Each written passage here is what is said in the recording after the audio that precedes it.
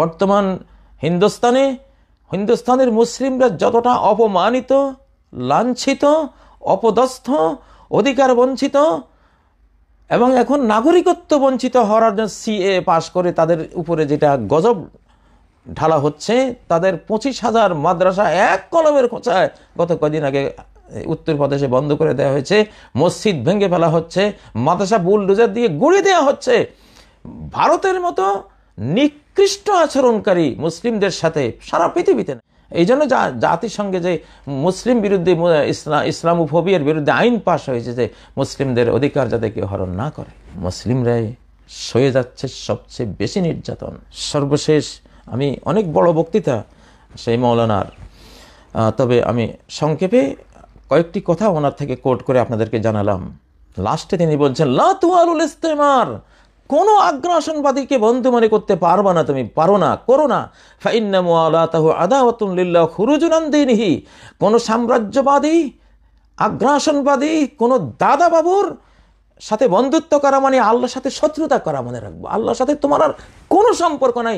ফালাইসা মিনাল্লাহি ফি শাই, সূরা আলে ইমরানের মধ্যে আল্লাহ তাআলা কি বলেছেন? যেই ব্যক্তি এসব আগ্রাসী শক্তিকে বন্ধু মনে করে, বেঈমানদেরকে, আল্লাহ দ্রোহীদেরকে বন্ধু মনে করে, ফালাইসা মিনাল্লাহি ফি শাই, আল্লাহর দিন ধর্মের বিন্দু বিসর্গ পরিমাণ কোনো কিছুর মধ্যে সে নাই, এখান থেকে টোটাল বহিষ্কার সে। এই জীবন যে আল্লাহ দিয়েছেন, পরীক্ষা করছেন যে এই জীবনে আল্লাহর সাথে কি করছেন আপনি, সেই ভিত্তিতে আল্লাহ তাআলা পরবর্তী জীবনটা আপনাকে দেবেন অনন্ত অনন্তকালের সুখ শান্তির জীবন। না, তুমি প্রথম জীবন দিয়ে পরীক্ষায় দেখেছি আমাকে তুমি ভালোবেসেছো, আমার পক্ষেই ছিল, তোমাকে দ্বিতীয় জীবন দেব। আর এই জীবন নিয়ে যেই বেঈমানি, মুনাফিকি শুরু করেছেন, যে পৌত্তলিকবাজি, দান্দাবাজি এগুলো করছেন, আল্লাহ বলল, যা তোরে আর তোরে আর জীবন দেব না, যা জাহান্নামে, এখন আমার দাসী ছিলি, যা, লা ইয়ামুতু ফিহা ওয়ালা ইয়াহইয়া, ওখানে মরতেও পারবি না। দুনিয়াতে তো মানুষ প্রচণ্ড যখন জর্জরিত হয়, ব্যথায় বেদনায়, তখন মৃত্যু কামনা করে, ওখানে তুই মরতেও পারবি না। দুনিয়াতে তো মরা যায়, ওখানে মরতেও পারবি না। জীবন তো নাই, মরণও নাই সেখানে। এমন এক অকল্পনীয়, অনির্বচনীয় জীবন সামনে অপেক্ষমান, যারা এইসব মুনাফিকি করবে তাদের জন্য। এটি খুলে দেখবেন, এটি সূরা আলে ইমরানের 28 নম্বর আয়াত। আল্লাহর সাথে কোনো সম্পর্ক নেই, যারা এইসব আগ্রাসী শক্তির সাথে যারা হাত মেলায়, তাদের সাথে তাদের বন্ধুত্ব মানে আল্লাহর সাথে আদাওয়াতুন লিল্লাহ ওয়া খুরুজুন আন দীনিহি, তার দিন থেকে বহিষ্কার হয়ে গেল সে। আমার কথা না, আমি আরবিটা এটা সার্চ দিবেন, আরবিটা লিখে মৌলানা আমাদের আলেম ওলামারা আছেন, ওনারা মুআলাতুল মুস্তামির খুরুজুন আনিল ইসলাম সার্চ দিলেই 1955 সালে এটা বক্তৃতা হয়েছিল কায়রোতে, সাউথুল আরব রেডিওতে সম্প্রচার হয়েছিল, সব চলে আসবে। তাহলে বলছেন, যদি তুমি কোনো সাম্রাজ্যবাদীকে বন্ধু মনে করো, তোমার দিন শেষ, তোমার ইসলাম শেষ, মুসলিম জাতির সাথে তোমার কোনো সম্পর্ক নাই, তুমি আল্লাহর দুশমন, আল্লাহর সাথে তোমার কোনো সম্পর্ক নাই। ওয়ালা তাতাওয়াল্লাহু ফি সিলমিন ওয়ালা হারবিন, সাম্রাজ্যবাদী, আগ্রাসনবাদী যে আগ্রাসন চালাচ্ছে প্রত্যক্ষ তোমার উপরে, কোনো শান্তি চুক্তিতেও তার সাথে যেও না, কোনো যুদ্ধ চুক্তিতেও তার সাথে যেও না। কারণ সে তার স্বার্থটা আদায় করবে তোমার স্বার্থ আদায় করার আগে, এবং তার যুদ্ধ শেষে তার গনিমত হবে তোমার দেশটা, তোমার পুরো দেশটা সে পেয়ে গেল, যেটা এখন ভারত করে জয় বাংলা করেছেন। ওনাদের জয় বাংলা হলো বাংলাদেশ দখল, বাংলাদেশ জয় করার অর্থে। 47-এ হারিয়েছিলেন, 71-এ আবার ফেরত পেয়েছেন, এই অর্থে তারা বলে। এই অর্থে বঙ্গবন্ধুকে জ্যোতি বসু সাহেব নাগরিক সম্বর্ধনা অনুষ্ঠানে 2 পতাকা এক করে নিতে চেয়েছিলেন। বঙ্গবন্ধুর জীবন গেছে কেন জীবন গেছে? অত্যাচারী জমিদার তার জমিদারির সাথে গরিবের জমি থাকলে ওই গরিবের ভালো ফলাটাকে মেরে দেয়, শক্তিশালী ডান পিঠে সন্তান তাকে মেরে দেয়, যেটাই মাথা উঁচু করা হবে মেরে দিবে। কেন, এই তো ওই সম্পত্তি দখল করে নিতে পারে, আমাকে বেদখল করতে পারে, আমাকে আউট করতে পারে, মারো ওকে। বাংলার কোটি দামাল ছেলে এই অত্যাচারী, এই ইন্ডিয়ার এই চাণক্য নীতিতে খুন হয়েছে, গুম হয়েছে, ইতিহাস থেকে হারিয়ে গেছে। সৃষ্টিকর্তা আল্লাহ বিচার করবেন। ইনি বলছেন, ওয়ালা তুআহিদুহু ফাইন্নাহু লা আহাদা, তার সাথে কি চুক্তি করবা? তার কোনো চুক্তি নেই। আল্লাহর কোরআন বলছে, লা ইয়ারকুবুনা ফি মুমিনিন ইল্লা ওয়ালা জিম্মা, আগ্রাসনবাদী, বেঈমান কোনো ইমানদারের ব্যাপারে সে কোনো আত্মীয়তার বন্ধন, সে কোনো আন্তর্জাতিক আইন কানুন কিছুই সে মানবে না, কিছু সে ফলো করবে না। তার মিশনে হলো তোমাকে ঘায়েল করা, তোমাকে ঠকানো, তোমাকে মারা, তোমাকে শেষ করা। লা ইয়ারকুবুনা ফি মুমিনিন ইল্লা ওয়ালা যিমা। আজই খুলি দেখুন 10 নম্বর আয়াত সূরা আত-তাওবা। লা ইয়ারকুবুন, পালন করাতে দূরে থাক, তারা তাকিয়েও দেখবে না, তোয়াক্কাই করবে না মুমিনদের বিষয়ে, ইল্লান কোনো আত্মীয়তার বন্ধনের, কে খালু, কে বাবা, কে ভাই, কে শালা, কে সম্বন্ধী, কে চাচা জ্যাঠা, মার কিসের চাচা জ্যাঠা, কোনো আত্মীয়তার বন্ধনকে পরোয়া করবে না, ওয়ালা জিম্মা, কোনো আইন কানুনকে পরোয়া করবে, মারবেই শুধু, কেড়ে নেবেই শুধু, এর সাথে কোনো চুক্তি দিতে যাবে না। ওলা তামানুহু ফাইন্নাহু লা আমান আলাহ ওয়ালা ঈমান, কখনো তাকে তুমি নিরাপদ ভেবো না, সাইফ না সে পুরাটা, তার কিসের, তার যার ঈমান নাই তার আমানও নাই, যে বেঈমান তার থেকে কোনো নিরাপত্তার আশা তুমি করো। আল্লাহ কি তোমার থেকে কম বুঝছে? আল্লাহ যে বলছেন যে তুমি যেহেতু আমাকে বিশ্বাস করেছো, মুমিন হয়েছো, তোমাকে কোনোদিন সে নিরাপত্তা দেবে না।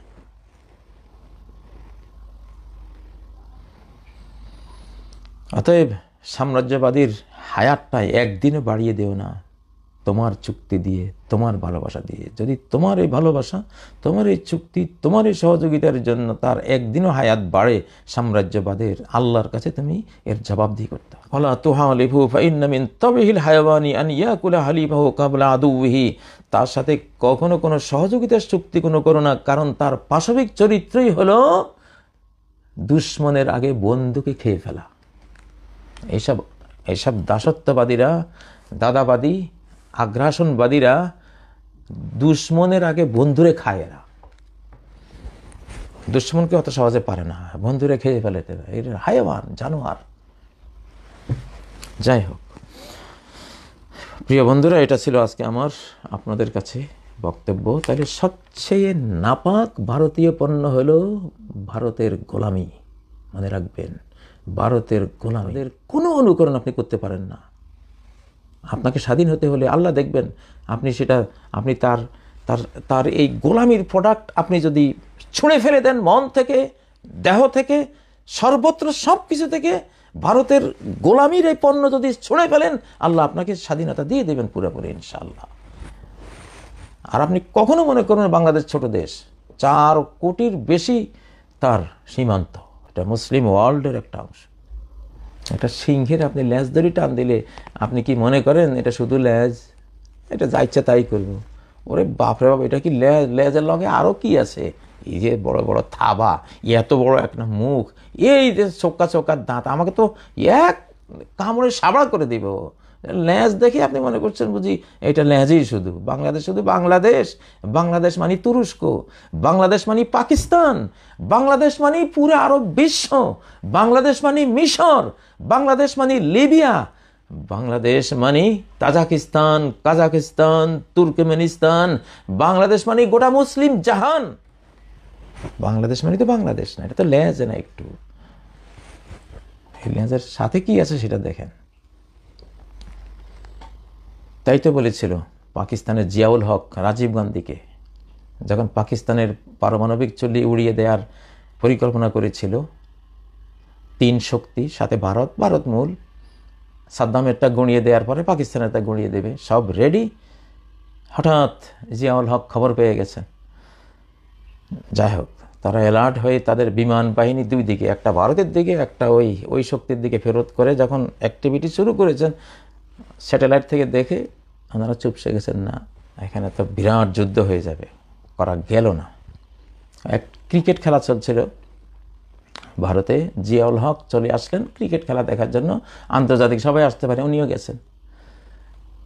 উনি গিয়ে রাজীবকে বললেন, রাজীব, হ্যাঁ শুনছি তুমি নাকি আমার পারমাণবিক চুল্লি উড়িয়ে দিতে চাচ্ছ। পরমাণু আমি বানিয়ে ফেলেছি, তবে মনে রেখো তুমি যদি এটা করো তাহলে তুমি আমারে তামা করবা, আমিও তোমার গোটা ইন্ডিয়াকে তামা করে দেব। মানুষ চেঙ্গিস খান আর হালাকু খানের ইতিহাস বলে রাজীব গান্ধী আর জিয়াউল হকের ইতিহাস পড়বে কিয়ামত পর্যন্ত। আর আরেকটা কথা তোমাকে বলছি, তোমার হিন্দু রাষ্ট্র পৃথিবীতে একটাই, ভারতে। এটা আমি যখন তামা করবো তোমার আর নাই, আর আমি পাকিস্তানের, আমার আরো 56টা রাজধানী, 56টা রাষ্ট্র আছে। তুমি আমার একটা তামা করে দিবে, আর 56টায় আমি যাব, সসম্মানে আমার সেখানে স্থান হবে, সব কিছু হবে। এই এই এই শেষ পয়েন্টটাতে রাজীব ভয়ঙ্করভাবে চিন্তার সাগরে ডুবে গিয়েছিলেন। সর্বনাশ, মারাত্মক কথা তো, আমি তো আগে এটা চিন্তা করি নাই। না, হ্যাঁ, বাংলাদেশ মানে কি? ওই যে জিয়াউল হকের কথাই, আপনি মনে করেন না যে ঢাকাই শুধু রাজধানী, এটা করাচিও রাজধানী, এটা রিয়াদ এটার রাজধানী, এই কাতার এটার রাজধানী, এটা এটা সেই সেই 56টা রাষ্ট্র মুসলিম জাহানের এটা রাজধানী। এটা ল্যাজ একটা দেখে মনে করবে না শুধু ল্যাজটাই বুঝি। 1 সেকেন্ডে স্টিল ফাইটার চলে আসবে তুরস্ক থেকে, 1 সেকেন্ড নির্দেশনা চলে আসবে পাকিস্তান থেকে, অ্যাটমিক এটা সেই বাংলাদেশ। গুলি করতেছেন সীমান্তে আমাদেরকে, আমার বুকে গুলি মারছেন আপনি। একটা চুক্তি ইনশাল্লাহ হবে সামনে, আমরা বাংলাদেশি বন্ধুদেরকে বলছি চুক্তিটা করে নেন, তাহলে দেখেন কি হয়। যেটার যে ঔষধ, জোঁকের মুখে লবণ দিতে হয়, অন্য কিছু দিলে এটা বিরাট শক্তি দেখায়। যাই হোক, আল্লাহ তৌফিক দেন। বাংলার সকল মানুষ এই সাম্রাজ্যবাদ মনে করবেন, এই ভারতীয় আগ্রাসন কিন্তু আপনার ঈমান নষ্ট করছে, আপনার আল্লাহর সাথে কাট আপ করে দিচ্ছে। সাম্রাজ্যবাদের সাথে যে হাত মিলায়, সে মুসলিম জাতির কেউ না, সে মুসলিমদের শত্রু, সে আউট এই ইসলাম থেকে, এই জাতি থেকে আউট। সে আল্লাহর কাছে গিয়ে দেখবে সে আউট হয়ে গেছে অলরেডি। এটা একটা কথা। আর আরেকটা কথা হলো, আমরা এখন স্বাধীনতার যুদ্ধ লড়ছি, এটা আমাদের দুনিয়া। এটাকে বলবেন না যে ওই যে ওনারা বলবেন এটা সাম্প্রদায়িক। সাম্প্রদায়িক হলো ভারত, পৃথিবীতে মূল সম্প্রদায়, সাম্প্রদায়িকতার একেবারে এটার এটার এটার কি, এটার উৎস কেন্দ্রই হলো ভারত, তারাই সাম্প্রদায়িক। আমরা ইসলাম কখনো সাম্প্রদায়িক না, ইমানের সাথে সাম্প্রদায়িকতার কোনো সম্পর্কই নেই। কোরআনটা টোটাল বিরোধী। এটা স্বাধীনতার যুদ্ধ, এটা আমাদের ধর্মযুদ্ধ না, এটা স্বাধীনতার জন্য লড়ব। যেটা ইসলাম আর স্বাধীনতা সমার্থবোধক, কিন্তু এখন ব্যানার আমাদের স্বাধীনতা, এটা মুক্তিযুদ্ধ। বাংলাদেশকে আমাদের উদ্ধার করতে হবে সকল মানুষের সমন্বয়ে। এই দাবির সামনে কেউ দাঁড়াবেন না, যিনি দাঁড়াবেন তিনি বাংলাদেশ থেকে আউট হয়ে যাবেন, এটার প্রতিপক্ষ কেউ আসবেন না। তওবার দুয়ার খোলা, তওবা করে ফিরে আসুন। বাংলাদেশকে রক্ষার কাজে ফিরে আসুন। বাংলাদেশকে যারা ভালোবাসে, বাংলাদেশ এটা কোনো সাম্রাজ্যবাদীদের কাছে যাওয়ার দরকার নেই, মুসলিম ওয়ার্ল্ডে গেলে হবে। আমরা মুসলিম ওয়ার্ল্ড একটা বিশাল অপ্রতিরোধ্য সাম্রাজ্য, আমাদের যতই দুরবস্থা হোক এর সাথে যুদ্ধ করে কেউ পারবে না, কখনো পারবে না, কখনো একে মিটিয়ে দিতে পারবে না, মিশিয়ে দিতে পারবে না, কখনো গ্যারান্টি দেওয়া সিল মোহর মারা সাম্রাজ্য এটা এখনো বহাল আছে। যতই 57 টুকরা করুক, যত টুকরাই করুক, মুসলিমরা এখনো পরাশক্তি। আমরা সেই মুসলিম ওয়ার্ল্ডের সাথে দায়বদ্ধ। আমরা এই জন্য আমাদের বঙ্গবন্ধুরা, আমাদের মৌলানা আব্দুল হামিদ খান ভাসানীরা রাহিমাহুমুল্লাহ, তারা এটাকে মুসলিম ওয়ার্ল্ডের সাথে ওআইসিতে মিশিয়ে দিয়েছিলেন। প্রিয় বন্ধুরা, আমার বক্তব্য এখানে আজকে শেষ। আপনাদের কিছু প্রশ্ন আছে। একটি প্রশ্ন করেছেন, ধূমপান করলে রোজা যায় কিনা। এই প্রশ্নটা আরও আগেই করার উচিত ছিল।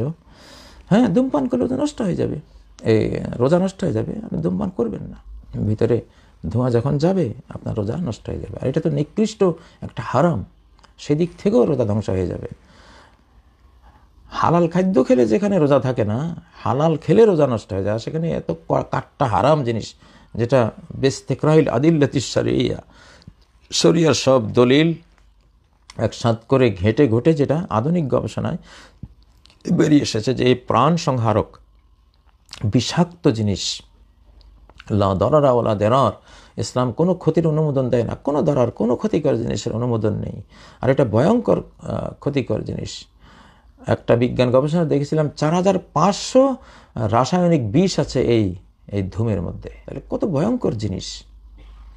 নিকোটিন বিষ যেটার প্রধান। তো এই জিনিস, এটা যেহেতু হারাম, আপনি হালাল খেলে যেখানে রোজা থাকে না, সেখানে হারাম খেলে রোজা থাকে কি করে? রোজার 14 গোষ্ঠী সাপ যদি আপনি এটা করেন, এটা করতে পারেন না।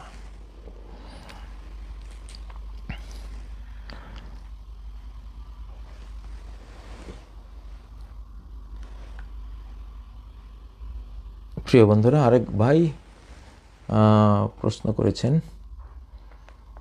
কি ধরনের রোগের কারণে রোজা ভাঙ্গা যায়? কি ধরনের রোগ?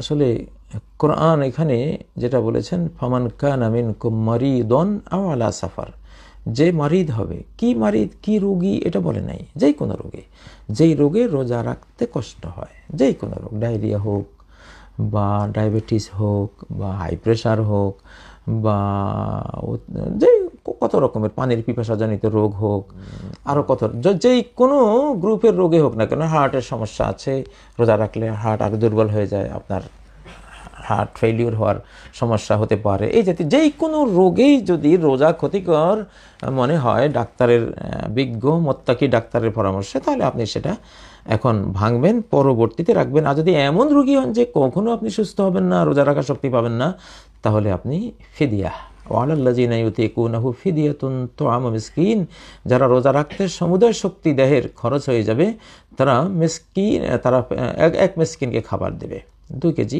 2.5 কেজি চাল, ডাল, গম, যেটা দিয়ে দিলে হলো, একটা রোজার ফেদিয়া হয়ে গেল। আরও যদি বেশি দেন, 4 কেজি দেন, 10 কেজি দেন, আপনারা আছে হাজার হাজার কোটি টাকার মালিক, আপনি 1 মণই দেন না কেন এক রোজার জন্য, যত বেশি দিবেন ততই ভালো। তবে সর্বনিম্ন হলো 1 মিসকিনের খাবার। 1 মিসকিনের খাবার বলার পরে আল্লাহ তাআলা সেখানে আরেকটা শব্দ দিয়েছেন, ফামান তাতাওয়া খায়রান ফাহুয়া খায়রুল্লাহ, যে আরও বেশি স্বপ্রণোদিত হয়ে নিজের মনের মাধুরী মিশে গরিবকে আরও বেশি দিতে চাইবে, সে দিতে পারে।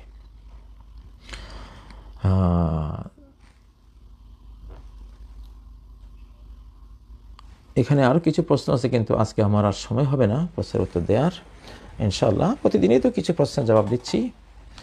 তা মূল যেটা আমাদের আজকে জাতীয় জীবনে যে সবচেয়ে প্রয়োজনীয়, সেই বিষয়ে বক্তব্য দিয়ে সময়টা আমি একটু কাজে লাগাচ্ছি, সেই জন্য প্রশ্ন একটু কম নিচ্ছি। প্রশ্নের ইনশাআল্লাহ প্রতিদিন আপনারা পাঠাতে থাকেন, আমি উত্তর দিতে থাকবো। আল্লাহ তাআলা তৌফিক দিন। সুবহানাকাল্লাহুম্মা বিহামদিক, আশহাদু আল্লা ইলাহা ইল্লা আনতা, আস্তাগফিরুকা ওয়া আতুবু ইলাইক। আসসালামু আলাইকুম ওয়া রাহমাতুল্লাহি ওয়া বারাকাতুহু।